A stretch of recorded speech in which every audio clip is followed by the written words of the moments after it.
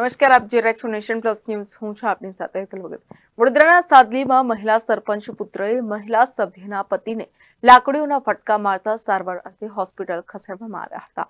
સાદલી ગ્રામ પંચાયતના સરપંચ મનીષાબેન પટેલ છે. 2 માસ અગાઉ નકુમ ફળિયામાં રહેતા મહિલા સભ્ય અસમા બાનુ નકુમ ફળિયામાં પાણીની લાઈન નાખવા બાબતે સરપંચને રજૂઆત કરી હતી. મહિલા સભ્યની સાથે તેમના પતિ સરફરાઝ નકુમ સહિત ફળિયાના અન્ય લોકો પણ ગયા હતા.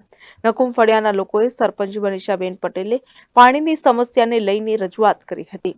આ રજૂઆત અને ઉઠાવેલા સવાલને લઈ ઉગ્ર બોલાચાલી થઈ હતી. 2 માસ પૂર્વે બનેલા આ બનાવને લઈને મહિલા સરપંચ મનીષાબેન પટેલનો પુત્ર જયમીન પટેલ રોષે ભરાયો હતો અને સરપંચ માતા સાથે ઝઘડો કરનાર મહિલા સભ્ય અસ્મા બાનુના પતિ સરફરાજ નકુમને સબક શીખવાડવામાં ફિરાકમાં હતો.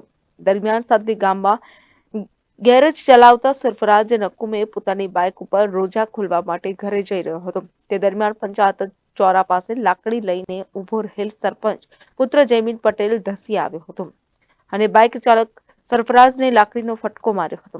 લાકડીનો ફટકો વાગતા જ સરફરાઝ નકુમ નીચે પડી ગયો હતો. સરફરાઝ નકુમ બાઇક ઉપરથી પડી ગયા બાદ જયમીન પટેલે તેના ઉપર લાકડીઓનો વરસાદ વરસાવ્યો હતો.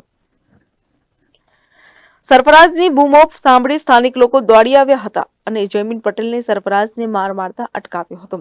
સારવાર અર્થે હોસ્પિટલ ખસેડ્યો હતો. બીજી બાજુ આ બનાવને પગલે સ્થળ પર ટોળા ઉમટી પડ્યા હતા. એક તબક્કે ઉત્તેજનાત્મક વાતાવરણ થઈ ગયું હતું. આ બનાવની જાણ શિનોર પોલીસને થતા પોલીસ સ્થળ પર દોડી ગઈ હતી. પોલીસે ઘટના સ્થળ વિસ્તારમાંથી સીસીટીવી ફૂટેજ મેળવી તપાસ સાથે કાર્યવાહી શરૂ કરી હતી. પોલીસે સરપંચ પુત્ર જયમીનને વોન્ટેડ જાહેર કરી ધરપકડના ચક્રો ગતિમાન કર્યા છે.